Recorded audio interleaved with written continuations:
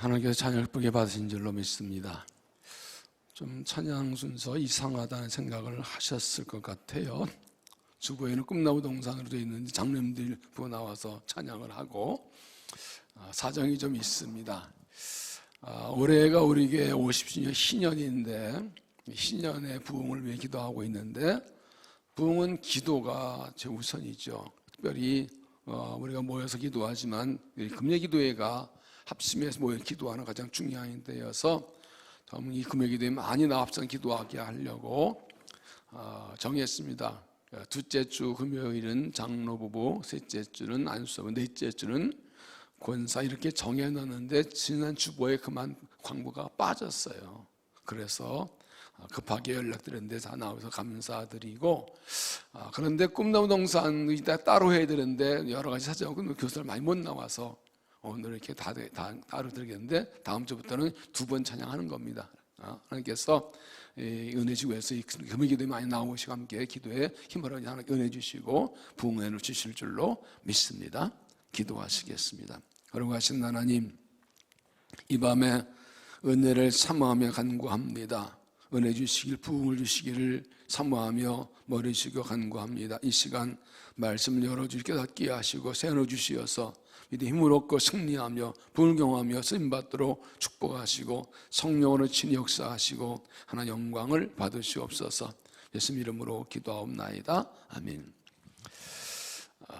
영화배우 찰튼 헤스턴을 아실 겁니다. 10개의 영화도 주인공을 했고 특별히 배너라는 영화의 주인공인데 이 배너 영화는 아주 고전 명화이고 여기 이 마지막에 주인공하고의 이 전차 경기가 아주 백미지요.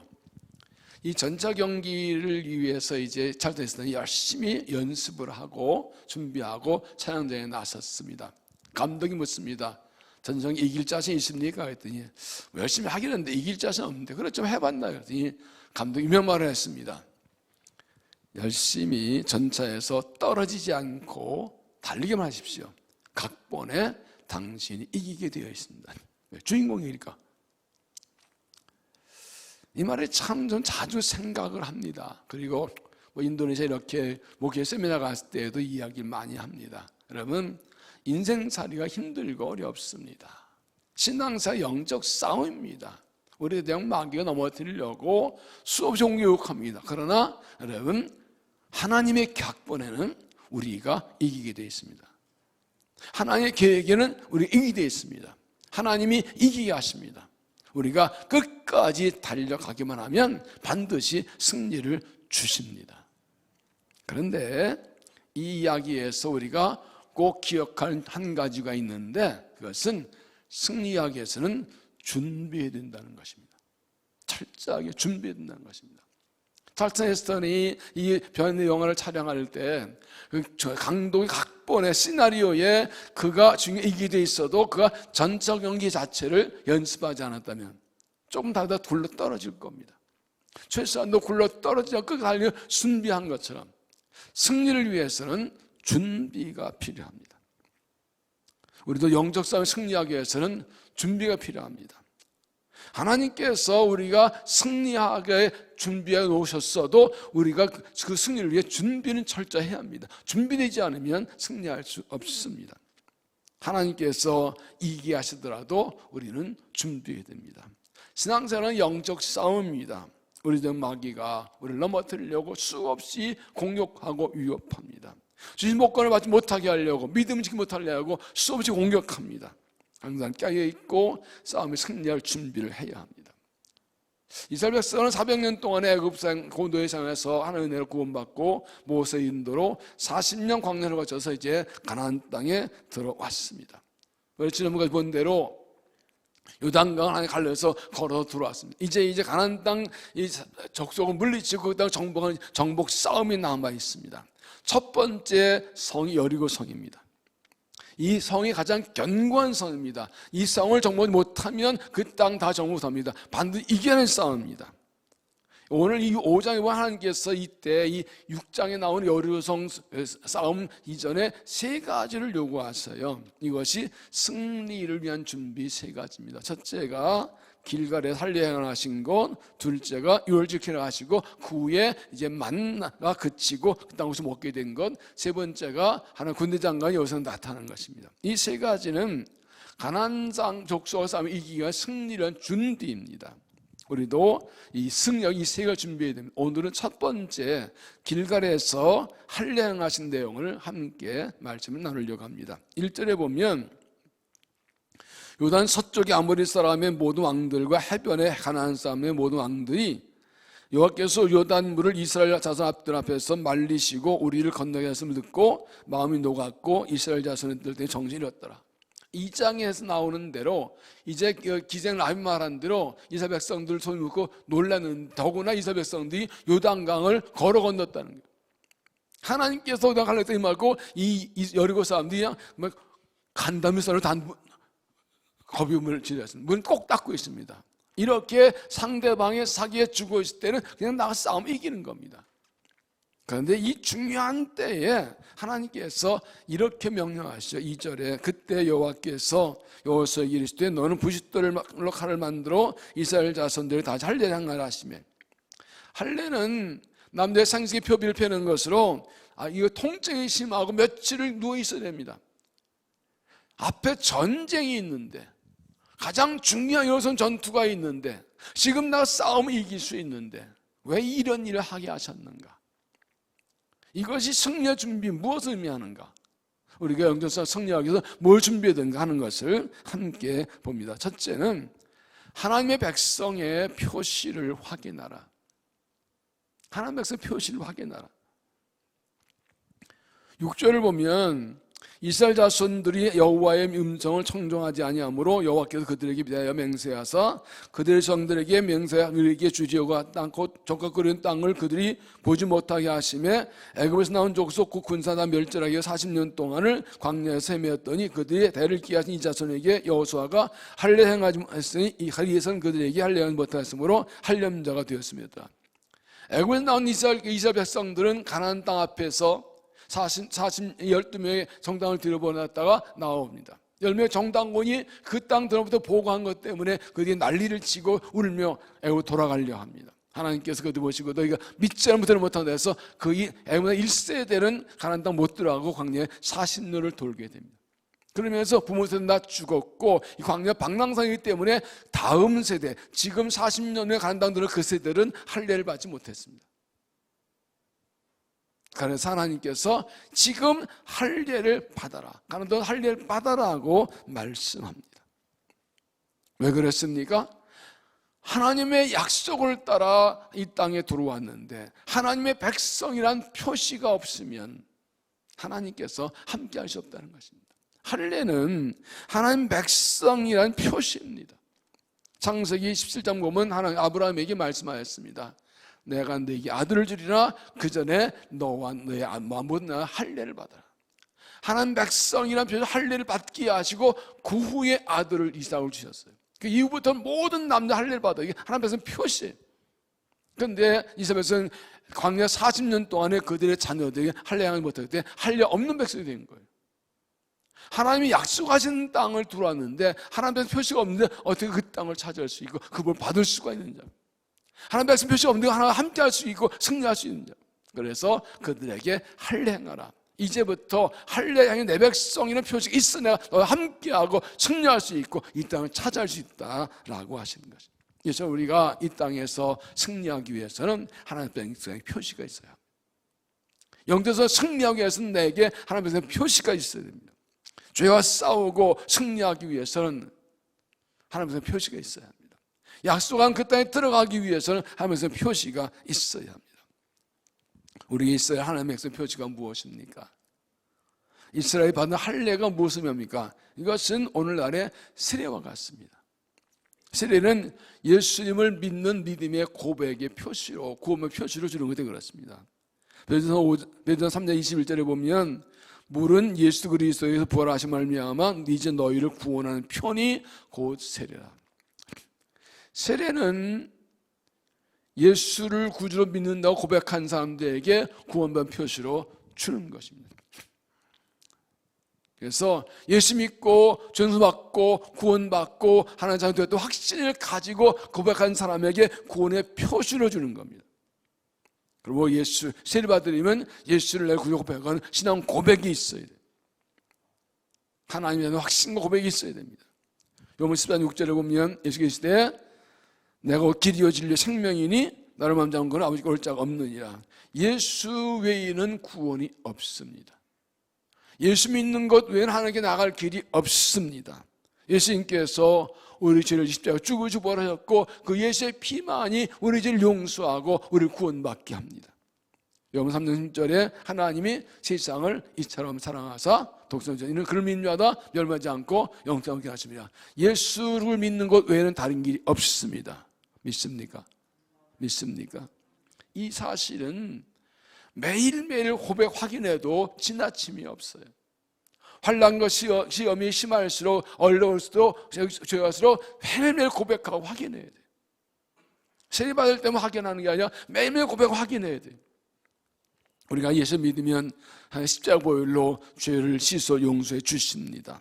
베드로전서 1장 18절 너희가 알거니와 너희 조상이 물려준 헛된 행실에서 대선받은 것은 은이나 금같이 없어지고 된 것이 아니요 오직 흠없고 흠없는 어린 양 같은 그리스도 보배로운 피로 된 것이니 우리의 행위나 노력이 아니라 은혜로 구원받았습니다. 에베소 2장 8절에 너희는 그 은혜에 의하여 믿음을 말미암아 구원 얻으니 너희에게 난 것이 아니요 하나님의 선물이라 행위에서 난 것이 아니니 이는 누구든지 자랑하지 못하게 합니다.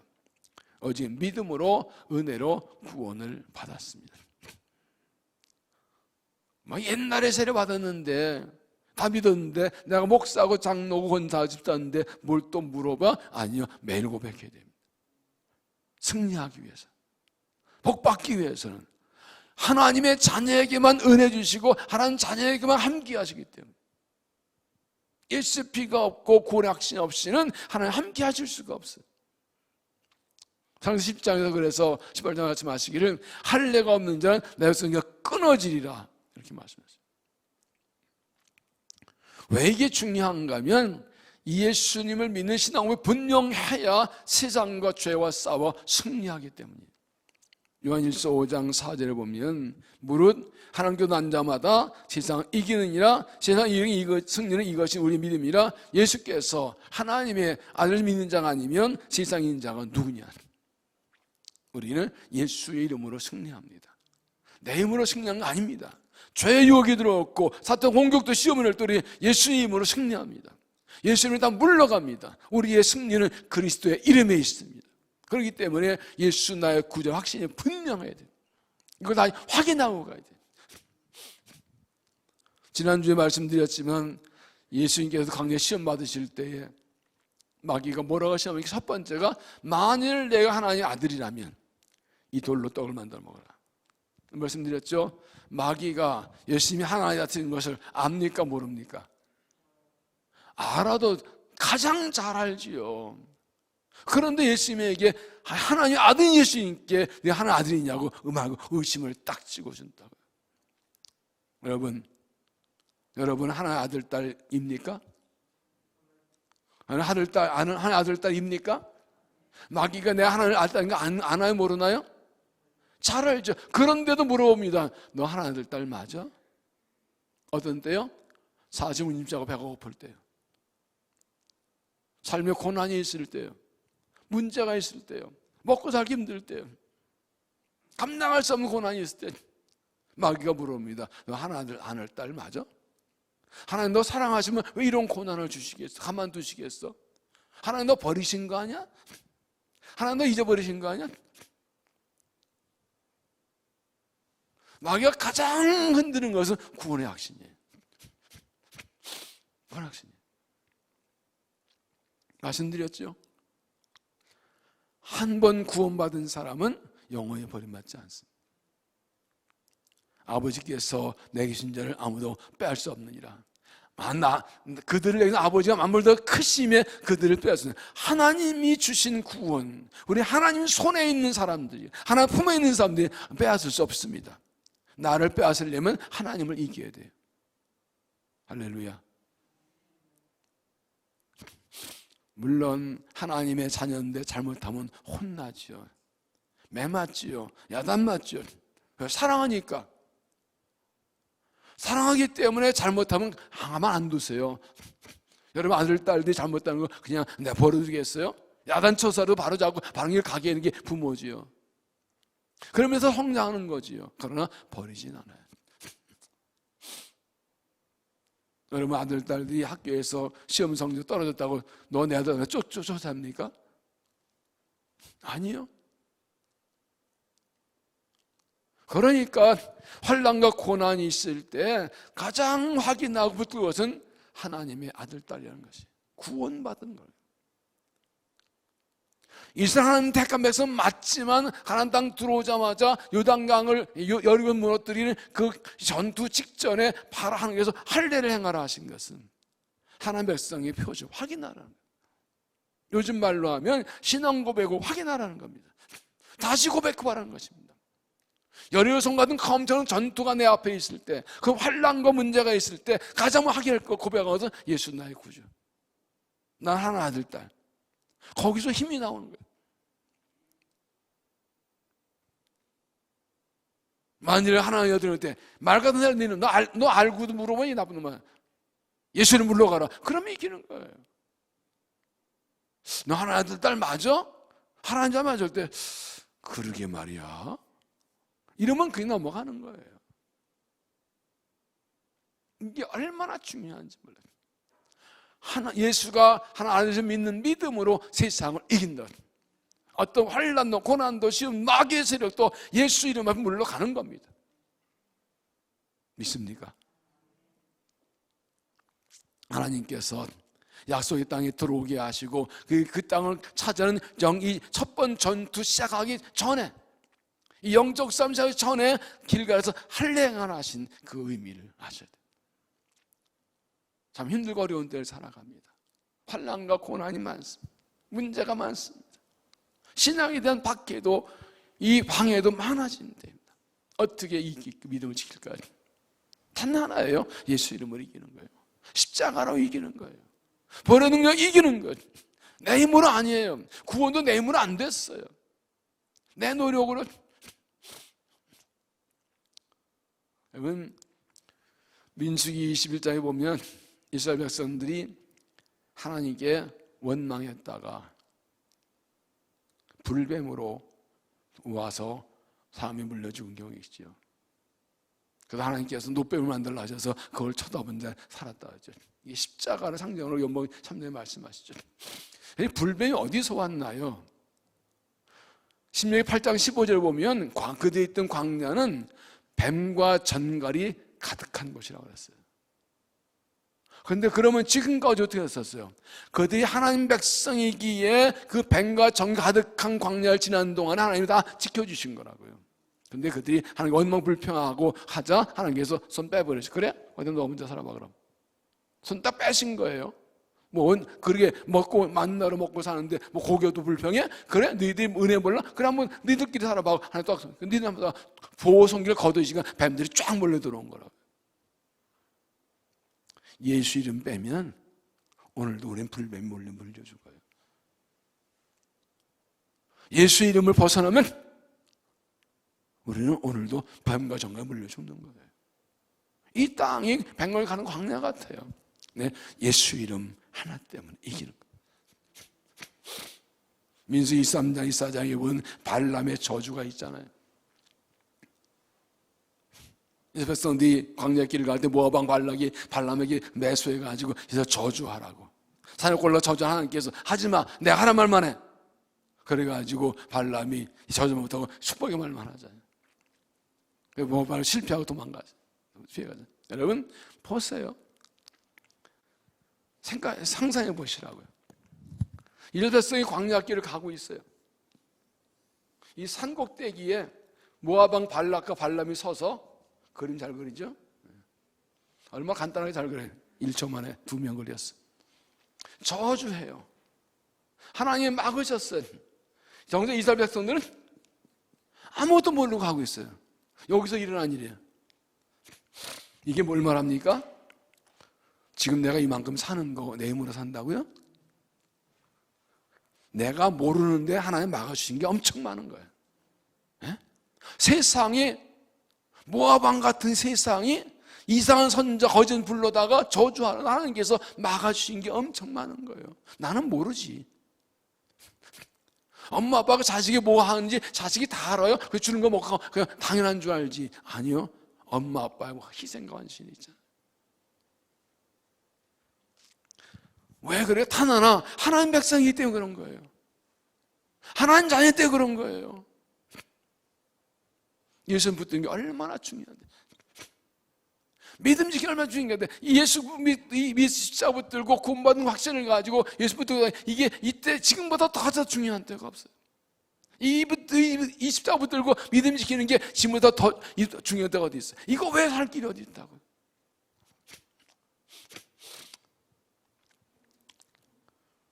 그래서 고난의 때는요, 믿음을 시험하는 때.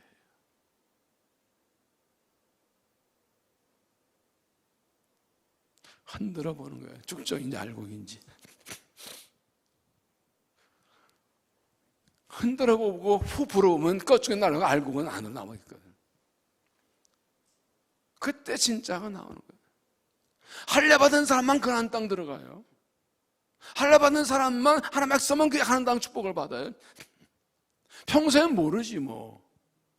평소에 같이 앉아있으면 모르지 뭐.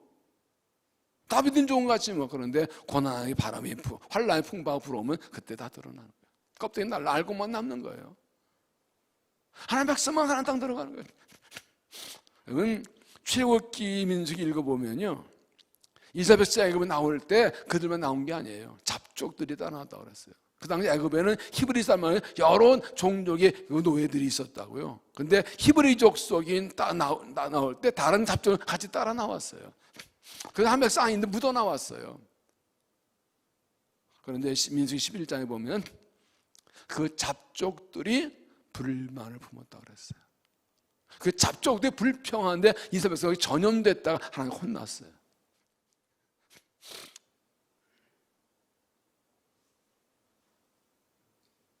그들 한 백성 아니에요. 그러니까 이 약속을 몰라요. 하나님 약속 모르니까 지금 힘든 거 가지고 원망평하는 거예요.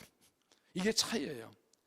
구원받은 백성은 하나님 약속이기 때문에 지금 힘들어도 낙심될만한 원망평하지 않아요. 약속이 가나안 땅 보고 가는 거잖아요. 지금 이 구원의 확신 없는 하나님 백성 아닌 사람들 지금 힘들면 원망평하고, 뭐 노예지 똑같이 뭐 먹을 거 주면 가만히 있고, 뭐 힘들면 원망평하고. 그건 노예지 뭐 하나님 백성이 아니지. 이스라엘 백성이 이 노예 근장을 벗겨내려고 40년 광야를 돌아온 거예요.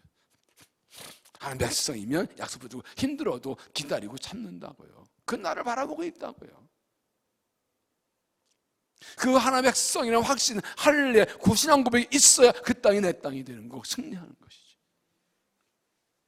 하나님께서 가나안 땅에 들어가게 하시고 여리선 전투하기 전에 할례를 받아 가신 것을 기억하십시오. 다시 한번 하나님 백성이요, 십자가 구원받은 하나님 백성이라는 사실 확신하고, 십자가 피가 묻어있어 확신하고, 이 십자가의 구원의 확신, 십자가 붙들고 할례 세례 붙들고 이 주를 믿는 믿음, 구원받은 믿음으로 승리하는 믿음 되시기를 주 이름으로 축원합니다. 두 번째는 일상을 해서 완전히 돌아서라. 일상을 해서 완전히 돌아서라. 8절, 또 그 모든 백성에게 할례 행하기를 마침에 백성이 진주각서 머물며 악기를 일 때 여호와께서 여호수아에게 이르시되 내가 오늘 애굽의 수치를 너희에게서 떠나가게 하였다 했으므로 그곳 이름을 오늘까지 길갈 하였느니라. 그들이 할례 받고 기다린 하나님께서 이 할례 의미를 말씀하십니다. 내가 오늘 너희에게서 애굽의 수치가 떠나겠다. 길갈이란 뜻이 굴러가다는 뜻입니다. 이름의 뜻이 굴러낸다는 뜻입니다. 그러니까 하나님께서 할례를 통해서 애굽의 수치를 다 굴러가게 했다, 벗겨나게 지나가게 했다는 뜻입니다. 그러니까 하나님께서 그때 애굽의 이 길가에서 할례를 행하라 하시는 것은 애굽에서의 그 부끄러운 삶을 더 이상 기억하지 말고 반복하지 말라는 뜻입니다. 할례받는 백성이 되었으면 전과 다르게 살라. 내가 애굽에서 노예 생활하고 죄 짓고 방탕하고 고통당하던 것을 내가 이제부터 끝냈으니까, 애굽의 부끄러움을 굴려보내면서 벗겨지니까 이제부터는 할례받은 사람답게 살아라, 이 말입니다. 애굽 시대 끝나고 광야 생활 끝나고 애굽 시대가 굴러가게 벗겨져서 이제 하나님 땅 들어와서 하나님 백성답게 할례받은 사람답게 살아라, 그 말이에요. 할례받기 전과 하나님의 보고가 달라야 된다는 것이죠. 할례받기 전 한 백성 아닌데 하나님 백성이 그 백성은 낫게 살라는 것이죠. 로마에 가면 로마 지키는 것처럼, 로마 시민 되면 로마 지키는 것처럼 하나님 나라 백성답게 살아야 되는 것이죠. 그래야 그 땅이 내 것이 된다는 것이죠. 그렇습니다. 세례받기 전과 세례받은 후는 완전히 다른 사람입니다. 세례받기 전에는 하나님 백성이 아니고 세례받는 하나님 백성입니다. 베드로전서 2장 10절에 너희가 전에는 백성이 아니더니 이제는 하나님 백성이요 전에는 공의롭지 못하였더니 이제는 공의로운 자냐. 이방인들에게 말합니다. 너희가 전에는 하나님 백성 아닌데 예수 믿고 구원받고 하나님 백성 된 거다. 요한복음 2장 10절도 영접한 자, 그런 자는 하나님 자녀가 되는 권세를 주셨어요. 하나님의 자녀 권세, 권위, 특권을 주셨다고요. 여러분, 하나님 나라 백성이 된 게 얼마나 큰 특권이에요? 하나님 자녀가 얼마나 큰 축복이에요? 아무나 되는 거예요. 택함 받는 사람만 구원받는 거예요. 내 노력이 아니에요. 은혜로 되는 거예요. 하나님 아들의 피를 흘려서 구원하셨어요. 그 구원의 은혜를 내게 주셨어요. 내가 한 게 뭐 있다고요? 내가 한 게 뭐 있다고요? 나는 아무리 노력해도 죄를 지어서 멸망받을 죄인데 내가 한 게 뭐 있다고? 믿는 거 하나 때문에 구원받았는데 이 구원이 얼마나 귀한 거예요. 그러면 그 거룩한 백성답게 살아야 된다는 거예요. 애굽의 수치가 굴러갔다. 옛생활은 끝났다. 내가 너 옛생활의 죄와 잘못된 걸 다 벗겨주어서 이제는 다르게 살아라, 그 말이죠.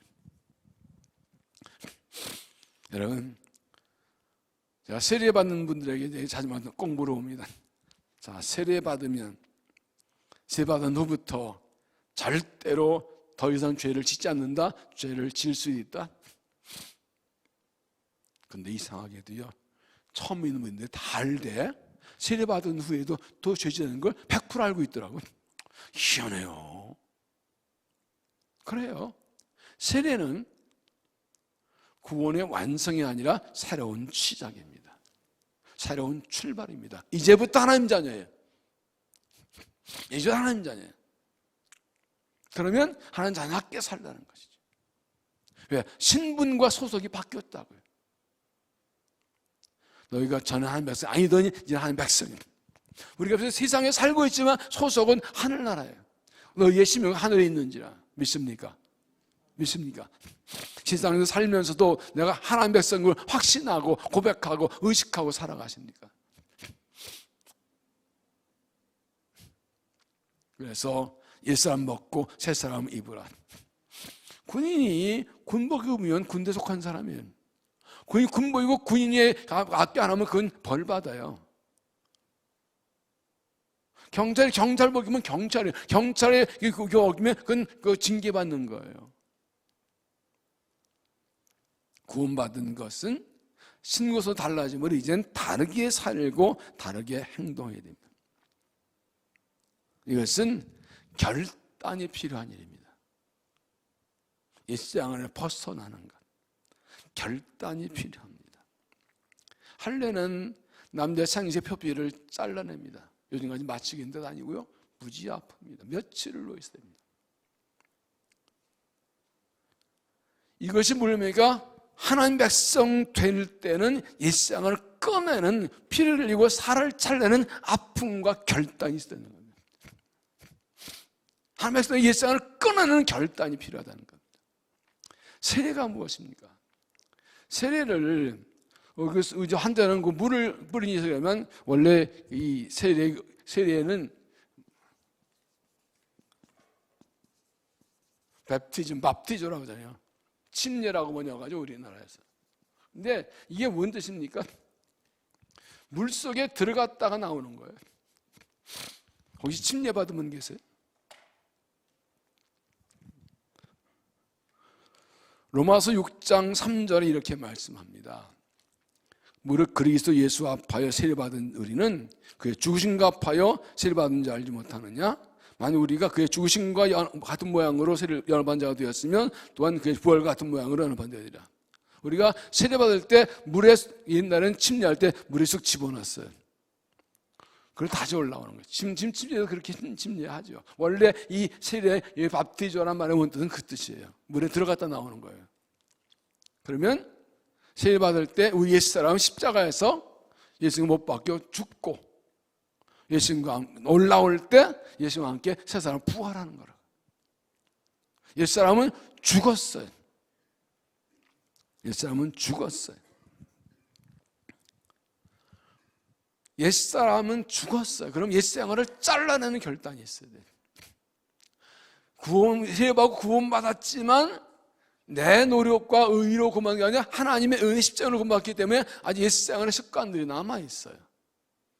이제 그것을 잘라내고 도려내고 멈추고 버리고 하나님 백성답게 살아가는 결단이 필요해요. 할례받듯이 잘라내는 결단이 필요해요. 죄의 요구는 나는 죽었다고 선언하고 고백하고 가야 됩니다. 로마서 6장 11절 보면 이렇게 말씀합니다. 이와 같이 너희도 너희 자신을 죄에 대한 죽은 자요 그리스도 예수 안에서 하나님에 대한 살아있는 자 여길지니라. 여긴다는 말은 아닌데 그렇다고 치는 겁니다. 우리가 예수 믿을 때, 세례받을 때 예수의 죽음과 사람이 죽고 부활을 살아나기 때문에 구원받았는데 아직 육체의 욕심과 정욕이 내 안에 있어요. 죄의 욕이 들어올 때 뭐라고 한다고요? 나의 사람은 죽었다 선언하라는 거예요. 하나님 말씀 할 때 그때만 반응하라는 거예요. 죽은 사람은 마스크 써 있으니까 말하나 구별한다. 예, 말이 없어요. 반응이 없어요. 죽은 사람이 아무리 욕해도 절대 반응하지 않아요. 남을 욕하고 해 안 받으면 죽은 놈 욕하면 돼. 남을 패고도 벌 안 받으면 죽은 놈 패면 돼. 왜? 죽은 사람 반응이 없어요. 내가 예수 안에서 옛사람은 죽었다는 걸 고백하고 믿으면 죄 여기 들어와도 난 반응 안 해요. 죽었는데만. 죽으라가 아니라 죽었어요. 아이고 내가 죽어야 돼. 내가 안 죽어서. 아니요. 죽었어요. 근데 죽은 줄 모르고 하기 때문에 그런 거예요. 죽었다고 선언해야 돼. 마틴 루터가 그런 말을 했어요. 새가 지나가다가 내 머리에 찍똥 싸는 건 어쩔 수 없다. 그러나 그 새가 내 머리에 둥지 트는 건 허락할 수 없다. 그건 내 책임이다. 우리가 예수 구원받은 백성 되었지만 육체의 있기 때문에 욕심과 정욕이 들어옵니다. 죄의 욕이 들어옵니다. 그때 반응한 거 옛사람이에요. 근데 죽었다고 선언하고 그걸 거부할 수 있어야 된다는 것이죠. 그게 죄를 이기는 길이에요. 죄에 대해서는 죽은 자로 여기고 하나님께 대해서는 산 자로 여길지어다. 죄의 말씀만 말하면 죄는 반응하지 말라는 거예요. 죄의 욕이 들어올 수 있어요. 이단상 들어올 그러면 거기서 우리가 물러가라고 물리셔야 된다는 것이죠. 옛사람을 끊어버리는 결단이 필요해요. 이게 반복되면서 이제 내 거룩한 습관이 내 체질이 되어가는 거죠. 예수님을 가장 많이 닮았다는 성 프란시스는 예수님 만나기 전에 방탕하고 사치스러운 생활을 살았지만 하나님을 깨닫는 다음에 완전히 변한 삶을 살았습니다. 이제 자신의 삶을 다 언제 하나님께 드리고 거룩하게 살기로 결단했는데, 그런데 그게 깊이 사랑하던 아름다운 여인이 있었습니다. 수도사는 독신이기 때문에 그 여인을 버리고 수도원에 들어갔습니다. 그런데 수도원에서 몇 해가 지나도 이 여인을 잊을 수가 없는 거예요. 잊혀지질 않아요. 너무너무 괴로웠어요. 하나님께 삶을 드렸는데 이 사랑하는 여인을 끊었고 달랐는데 계속 생각이 나. 몇 년 동안 어느 날 결심하고 밤에 산에 들어가서 무덤을 파고 장례식을 했답니다.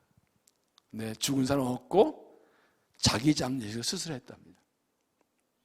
이 사람 죽었다 그러고 무덤 파고 사람 운동하고 직접 장례식하면서 나는 죽었다고, 예수 안에 이 사람은 죽었다고 스스로 확인시켜 주려고 스스로 자기 장례식을 했다는 거예요. 그래서 끊어버리겠다고. 이런 결단이 있었기 때문에 예수님을 가장 닮았다는 그런 사람이 된 거죠. 아이고, 인간이 연약해서 인간이 죄 짓는 거지, 예수 믿는다고 하고 죄를 짓고 넘을 때도 그런 줄 알고 넘어가요. 정말 내가 예수 믿고 구원받았는데 이런 죄를 끊지 못하는데 괴로워하고 내가 죽었다 몸, 이런 이 결단이 있어야 되는 거죠. 그렇지 않으면 예수님 화면에나 똑같은 거예요. 직장사에서, 사회생활에서, 동네에서, 가정에서 별 차이가 없는 거예요. 그러니까 거기서 영적 능력이 안 나타나요. 부활의 능력이 안 나타나는 거예요. 할례를 받고 자기를 잘라버리는 결단, 죽음을 선포하는 결단. 이기봉 목사님, 제주도 선교하신 분이고 우리나라 최초의 평양에 7분 목사님 한 분이죠. 그분도 말씀드린 대로 유명한 깡패였죠. 평양에서 얼마나 남포 가든지 술 먹고 때려 부수고 밥 먹고 돈 안 내고 당연히 요즘에 조폭이 앉아 갈취하고 얼마나 위그 깡패였는지 사람들이 평양에 장날을 갈 때는 선앙당에 가다가 이렇게 돌려 오늘 이분 안 만나기 주의하고 이렇게 할 정도로 아주 극악한 깡패였어요. 조폭죠, 조폭이에요. 그러나 어느 날 그가 전도받은 것도 참 재밌어요. 선교사님이 하선다니까 막걸리 한 대 받아주고, 아니 교회 나오기 막걸리 받으면서 교회 나오는 노래 그러라 그랬대. 이게 저런 얘기가 참 많아요. 이 사사님이지만 그래서 막걸리 더 먹고 약속했으니까 깡패는 의리가 있잖아요. 그 교회 뒤에 앉아 있었던 술만큼 채가지고 주에 가서 자면 되지. 그러다 그냥 은혜 받아버린 거예요. 성령의 역사에서 그렇게 뒤집어진 거예요. 별 얘기가 참 이 구원의 얘기가 많아요. 그런데 예수 믿고 나서 이제 이날 잘못하면 안 되니까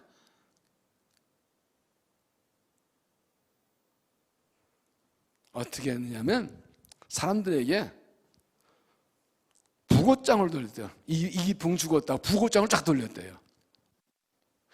예수 믿고 이게 완전히 돈 복내 싸움다 부고장을 다 돌려야 돼요.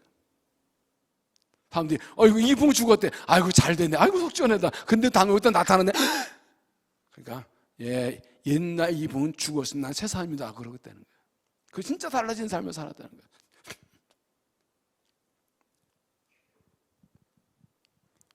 다음 주에 부고장 하나씩 다 드릴까? 인쇄서 하나 드릴까? 가정력 사역서 뒤에 붙여놓게. 부고장 해가지고 주위에 사람들 다 돌리실래요? 우리는 예수 믿음을 받을 때 이 사람은 죽었어요. 그런데 마귀가 계속 우리의 육신을 공격하고 유혹합니다. 그때 뭐래요? 나는 죽었다고 선을 하죠. 그 죄를 이기는 길. 넘어져도 회개하고 다시 십자가 붙들면 또 이기는 거예요. 그 죄가 나를 주장하지 못해. 이런 결단이 필요합니다. 얼마나 유혹 많은 세상을 살아갑니까? 갈라디아 5장 24절에 보면 그리스도에서 사람들은 그 정과 욕심을 십자가 못 박았느니라. 못 박은 사람들이에요. 갈라디아 6장 14절 그러나 내게는 우리 주 예수 그리스도와 십자가 외에 결국 자랑할 것이 없나니 그리스도로 말미암아 내가 세상이 나를 대하여 못 박히고 내가 또한 세상에 그러하니라. 나도 세상에 죽었고 세상 나에 대해서 죽었다라고 말하고 있어요. 이게 바로 고백이에요. 나도 세상에 죽었고 세상도 나에게 죽었어요. 욕심과 정력이 없어요. 예수 없는 삶은 내가 남들보다 더 잘 먹고 잘 살고 재밌게 살고 출세하고 누리고 즐기고 이게 우리의 목적이 아니에요. 그런 욕심은 저는 끌려가지 않아요. 우리는 인생 목적이 달라요. 정욕 욕심에 끌려가잖아요. 그런 것 때문에 사람들 경쟁하고 싸우지 않아요. 예수 믿을 때 나는 세상에 대해서 못 보게 죽었고 세상도 나에 대해 못 보게 죽었다고 고백하시고 선언하십시오. 나는 더 이상 세상과 저와 관계가 없다. 저희 들을 때마다 이렇게 선언하고 모든 죄를 이기십시오. 그래서 옛생활 다 완전히 끊어버리고 그리고 하나님 백성으로 승리하는 믿음이 되시기를 주의 이름으로 축원합니다. 세 번째는 마음의 할례를 받으라. 마음의 할례를 받으라. 이 부분은 몇 주 전에 이 창세기 10장의 8절 할례에 대해서 할 때 말씀을 드렸습니다. 로마서 2장 28절 무릇 표면적 유대인이 아니요 표면적 육신의 할례가 아니니라 오직 이면적 유대인이며 할례는 마음에 할지니 영에 있고 율법점은 있지 아니한 것이라. 세 번역은 겉모양으로 유대사람이라고 해서 유대사람이 아니요 겉모양으로 살같이 할례받았다고 해서 할례가 아닙니다. 오히려 속사람으로 유대사람이니까 유대사람이요 율법의 조문을 따라 받는 할례가 아니라 성령을 마음에 할례가 참 할례입니다. 이게 왜 말씀 나오냐? 빌립보 3 나오는 대로 유대인들은 하나님 백성이 이 특권의식이 강했어요. 우리는 할례받은 사람들이요 니들 할례 없지 이 작것들아. 이방인은 할례 없는 것들이 무슨 우리는 할례 받은 백성이야. 그렇게 자랑하고 사는데 예수 모르는데 사는 거는 개떡같이 사는 거예요. 하나님께서 나게 안 사는 거예요. 예수님께서 화칠한 무덤이라고 위선자들이라고 이렇게 책망하셨잖아요. 겉은 허인데 속은 더럽다고. 회칠한 무덤이라고. 그릇에 겉은 깨끗한데 속은 더럽다고. 그들은 택한 백성이고 아브라함 자손 할례 받은 백성인 거면 가지고 있었는데 사는 거 그렇게 안 살았다. 더 나쁜 일 다 하고 살았다. 근데 그리스도의 복음 앞에서는 이런 거예요. 몸에 할례 받았다고 하는 백성이 아니라 마음에 할례 받은 하는 백성이다. 이렇게 말하는 것입니다. 그들이 겉으로 율법을 다 지키고 바리새인들은 율법을 다 지킨다고 하지만 겉으로 마음은 아니라는 거예요. 행위만 하고 마음은 안 변했다는 거예요. 행위로 율법 지키는데 마음은 안 지킨다는 거예요. 그래서 몸에 할례 받았다 유대인이 아니라 마음의 할례를 받아야 율법의 규례에 따라 받는 게 아니라 성령으로 마음의 할례 받아야 진짜 할례 받은 사람이고 그까지는 하는 백성이다 하고 아주 폭탄 선언을 하는 것입니다. 로마서가 이 십자가 의의 구원을 말하는 말씀 아닙니까? 그러니까 이 폭탄이요. 유대인에서 폭탄입니다. 할례 받아 자랑하지 마라. 할례 받은 사람은 그러면 하나님 백성에게 사는 거야? 네 속은 더럽게 썩었는데 아이봐 속 시커멓다 이것들아. 마음이 할례 받아 진짜 하나님 백성이지. 다른 이방인이라도 할례 안 받았어도 이방 유대인 아니라도 마음에 할례 받는 진짜 하나님 백성이지. 지금 그 말하고 있는 겁니다. 이게 무슨 의미입니까? 세례를 받아도 마찬가지라고요. 세례 받았다가 중요한 것이 아니라 마음의 세례를 받았어야 된다. 교회 몇 달 다니고 세가지고 공부하고 세례 공부하고 그 시간에 세례 받은 거 그게 중요한 것이 아니라 마음의 세례를 받았어야 된다. 이 마음의 할례를 받으라는 것은 생각을 바꾸라는 것입니다. 마음이 달라져야 된다 그 말이에요. 옛사람은 죽은 것처럼 다음의 생각이 마음이 달라져야 된다. 마음이 새로워져야 된다는 뜻입니다. 왜 사람은 생각한 대로 말하는 거기 때문에요. 예수 믿는데 생각이 안 바뀌면 안 바뀐 거예요. 로마서 8장 5절 육신을 따르는 자들은 육신의 일을 영을 따르는 자는 영의 일을 생각하나니 육신의 생각은 사망이요 영의 생각은 생명과 평안이니라. 육신의 생각은 하나님 원수가 되나니 이는 하나님 법에 굴복하지 아니할 뿐이라 할 수도 없습니다. 육신에 있는 자들은 하나님께 볼수 없느니라. 생각이 결정한다. 내 마음의 생각이 육신의 생각, 영의 생각이냐, 육신의 생각, 영의 생각하느냐, 그 차이라는 거야. 겉으로 멀쩡하게 교회 다닌다고 하냐, 그 마음의 생각이 어떠냐, 생각 바뀌었냐, 하나님 중심으로 바뀌었냐 그 말이죠. 마태복음 16장에서 예수님께서 베드로의 신앙 고백을 들으시고 인자가 예사 올라가서 상도가 젠다 잡혀서 그러면 죽음 나갔고 사흘 것이라 하자 베드로가 안 된다 뜯어 말리죠. 그러니까 안 된다고 예수님께 뭐래요? 사탄아 물러가라. 너는 넘어졌는데 뭐라 그래요? 네가 하나님을 생각하지 않고 사람을 생각하는도다. 신앙고백 칭찬하 진짜 되게 마귀 새끼라고 그러셨어요. 왜요? 생각이 안 바뀌었다는 거예요. 신앙고백했는데 생각이 안 바뀌었어요. 예수가 구주신 거 믿고 고백을 했는데 아직 생각이 안 바뀌었어요. 예수님이 메시아로 오셔서 로마 군대를 물리치고 나라를 회복시키면 이제 내가 국무총리 되겠구나, 이 생각만 하고 있는데 그 예수님 죽으신다니까 안 돼요. 예수님 죽으면 난 뭐 어떻게 하라고. 이때가 3년 따라온 거 말짱 헛개죠. 예수님 죽지 않아야 내가 총리가 되죠. 예수님 죽지 말라고 안 된다고 막 뜯어 막인 거예요. 죽으면 안 된다고 막 강력하게 뜯어 막인 거예요. 예수님 마귀 새끼예요. 하나님이 네 생각 아직도 사람 생각, 내 제 3년 동안 배웠는데 아직 생각이 안 바뀌었어? 여지 네가 잘되고 잘못 잘못을 생각하고 있어? 하나님 나 이런 생각하지 않고? 마귀 새끼야. 네가 나를 넘어뜨리려고 그래? 하나님을 방해하는 거야. 생각이 안 바뀌면 하나님의 일을 방해하는 사람이 돼.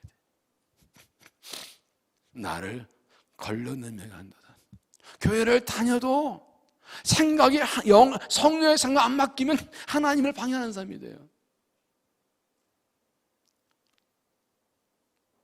생각 맡고 나는 것은 모든 생각의 중심이 하나님이라는 거예요.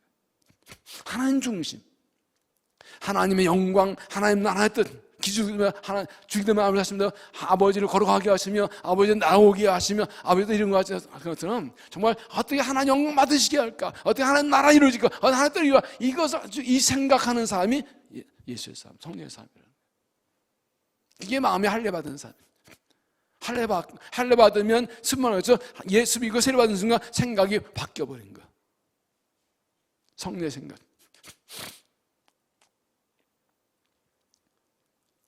여러분은 예수 믿고 생각이 바뀌셨습니다.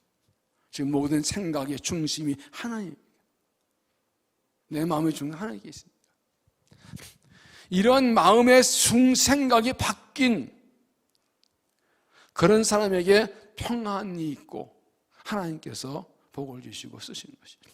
그래서 마음의 할례를 받는 것은 다른 말로 마음을 하나님께 드리라는 것입니다. 중심을 드리라는 것입니다.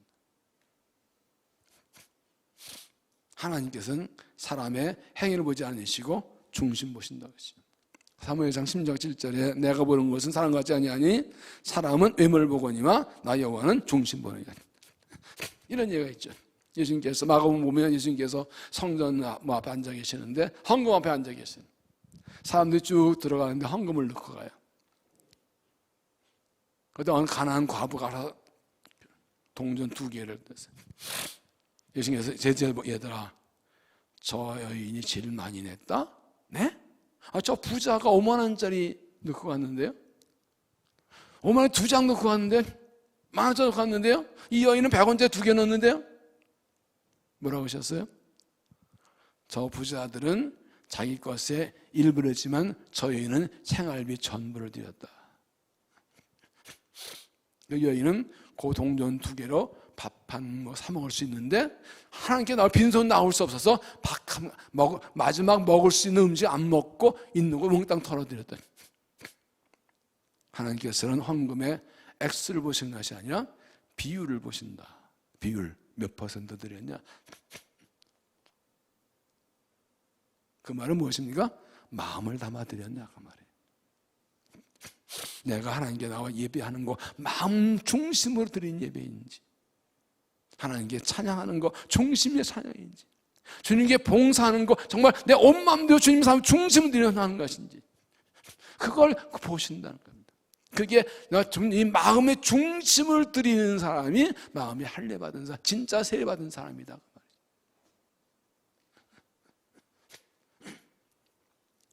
여러분, 로마서와 야고보서는 좀 대립된다는 얘기를 합니다. 로마서는 믿음으로 구원받는다. 야고보서는 행위 없으면 참 믿음 아니다 이렇게 말한다.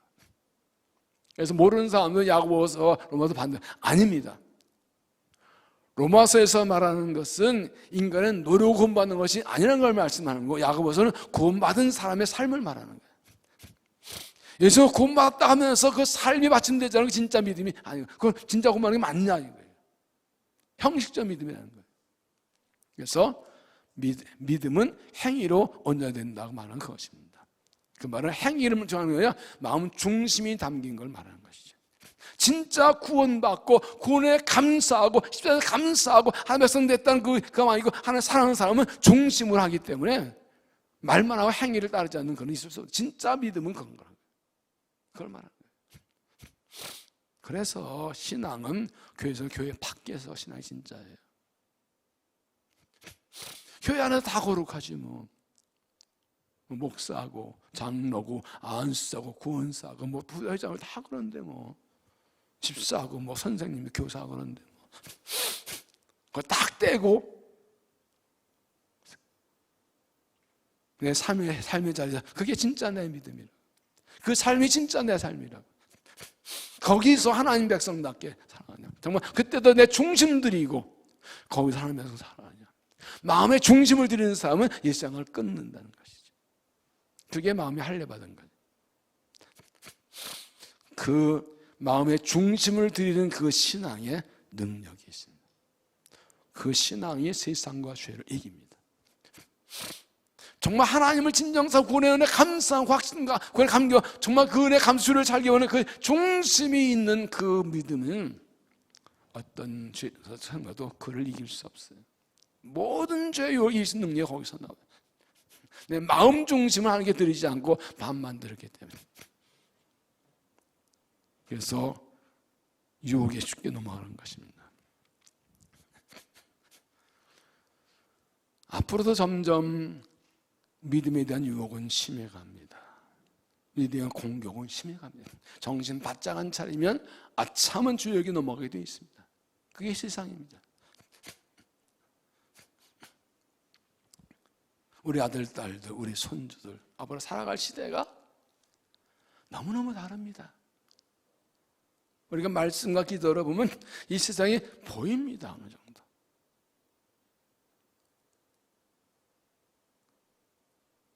어떻게 살아갈까? 어떻게 이 하나님 백성을 살고 복을 받고 승리하며 살아갈까요? 어떻게 사명을 살아갈까요? 우리의 마음의 할례를 받아야 됩니다.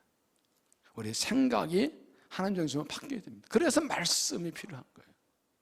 말씀을 보면서 하나님의 뜻이 뭔지 알고 그 말씀 마음에 새기면서 내 생각이 바뀌는 거예요. 중심이 바뀌는 거예요. 하나님의 사랑을 내 중심을 함께 드리는 것이죠.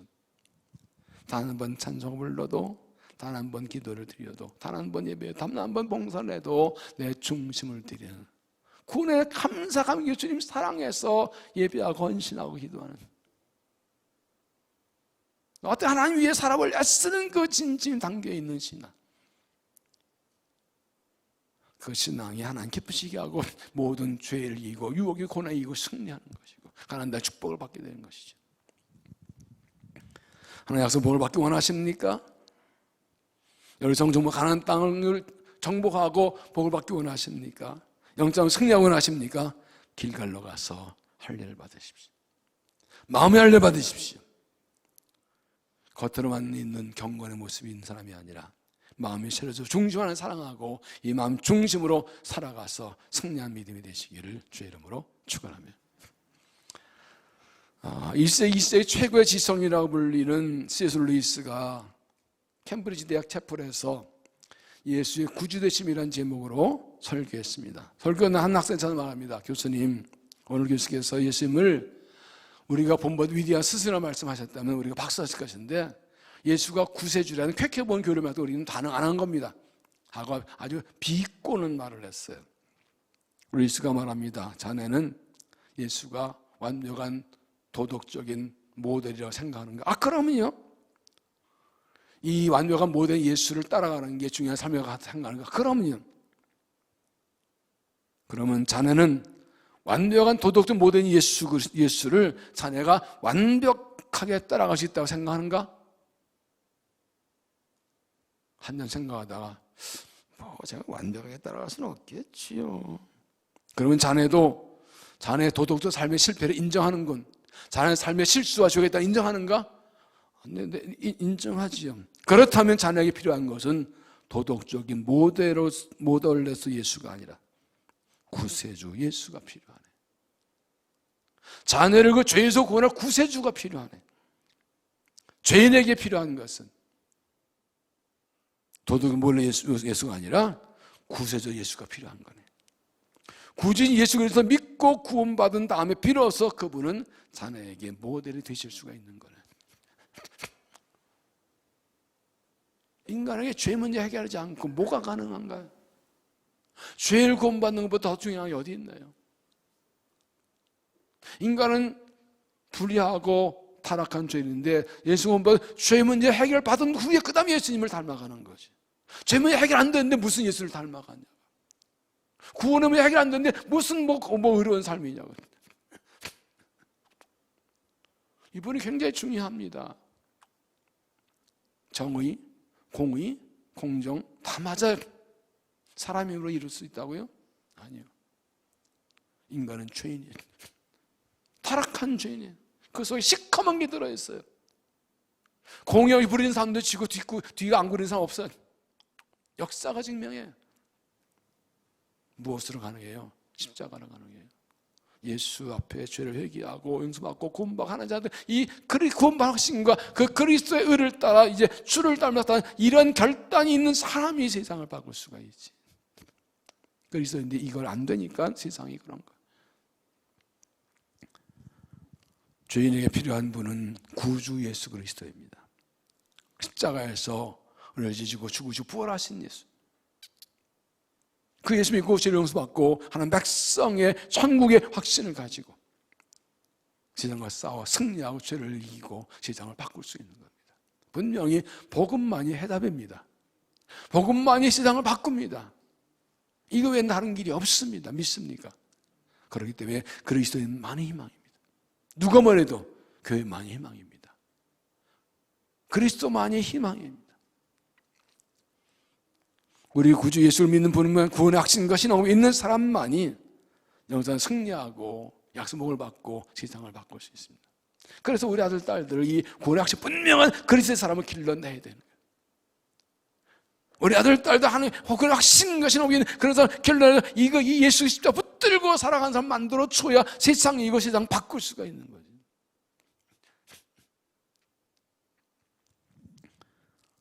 이스라엘은 약속의 땅 가나안에 들어와서 제일 먼저 길갈에서 할례령하고 하나님 백성이 확인하게 하셨습니다. 그리고 6장과 10장 이어서 읽어보면 다음 말씀했지만 길갈이 그들의 모든 이 전쟁의 본부예요. 길갈에 진치고 싸우고 길갈로 돌아왔다가 또 싸우러 나가고 항상 길갈로 돌아왔다가 계속되고 있어요. 이 하나님 백성으로서 할례 받은 그 자리가 그들의 이 전쟁의 본부예요. 본부. 여기 돌아와서 쉬고 힘으로 다시 나가고, 그래도 항상 길갈로 돌아와서 다시 확인하고 또 힘을 얻고 나가는 거예요. 길갈이 우리의 이 영적 싸움의 본부예요. 그러니까 이 할례가 그들이 가나안 땅을 차지하는 영적 이 정복전에 승리한 비결이고 원인이었다는 걸 보여줍니다. 우리는 지금 사순절을 지내고 있습니다. 사순절은 내 주 십자가 죽으신 예수님 십자가 고난을 묵상하고 고난 동참하고 부활에 동참하게 준비하는 날입니다. 골고다 언덕으로 올라가신 예수님, 지상죄를 지고 올라가신 예수님, 내 주에 올라간 예수님을 묵상하고 그 짐을 바라보십시오.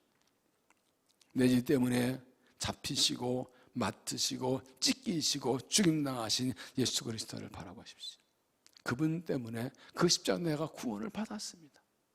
그 십자가의 능력으로 부활의 능력으로 승리하는 겁니다. 십자가에서 다시 시작하십시오. 세례에서 다시 시작하십시오. 세례 시작할 때 제가 꼭 하는 멘트가 있습니다. 여러분의 세례받은 날을 기억하십니까? 원래 이 서양 기독교 전통의 강대 교회는 한쪽에 만든 세례기가 있어. 항상 녹화되어 있어요. 돌아올 때마다 세례기를 보고 세례를 기억하는, 이게 신앙의 기본이니까. 그래서 제가 꼭 얘기합니다. 여러분의 세례받은 날 기억하십니까? 죄받은 내 감격과 감사를 기억하십니다. 구원의 감격이 아직 살아있으니까. 그게 우리의 신앙의 기본 핵심이라고요. 오늘의 세례가 핵심이라고요. 이 사순절에 십자가 앞으로 십자가 붙들고 다시 시작하십시오. 약속한 가나안 땅을 차지하고 승리하려면 준비해야 합니다. 길갈로 가서 할례를 받으십시오. 구원의 확신을 확인하십시오. 그리고 옛 생활을 완전히 끊어버리고 돌아오십시오. 죄에 죽었다고 선언하십시오. 그리고 마음의 할례를 받으십시오. 생각을 바꾸고 마음 중심을 함께 들여서 십자가의 능력, 부활의 능력으로 죄와 싸워 승리하고 약속해서 복을 받는 믿음 되시기를 주 이름으로 축원합니다. 기도하겠습니다. 하나님, 멸망받을 죄인들을 사랑하셔서 아들 주셔서 구원하신 은혜를 감사합니다. 우리가 세상 살면서 죄와 싸우고 마귀와 싸우며 살아갑니다. 약속의 땅을 찾아 복을 받아야 할 때도 영적 싸움을 싸워야 하고 천국에 들어가기 위해서도 영적 싸워야 하는데 하나님, 우리에게 승리를 주신 줄로 믿습니다. 나의 공로, 노력 때문에, 예수의 십자가 때문에 구원받은 하나님의 백성이기에 하나님께서 승리를 주신 줄로 믿습니다. 이제 길갈로 올라가서 다시 할례를 받습니다. 세례 받을 때 그 은혜를 확인하고 신앙 고백하며 예수 나의 구주 고백합니다. 일상을 끊어버리고 돌아서겠습니다. 마음을 주께 드리고 마음의 할례를 받고 마음을 새롭게 하겠습니다. 이 믿음으로 주님과 동행하며 주를 따라가며 세상보다 승리하며 여기서 복을 받는 믿음 되도록 은혜를 도하여 주시옵소서. 이 밤에 이 말씀 붙들고 찬양할 때 성령 보조 구원 확신이 뜨거워지고 마음이 새로워서 승리하며 살아가도록 은혜를 도하여 주시옵소서. 예수님 이름으로 기도하옵나이다. 아멘.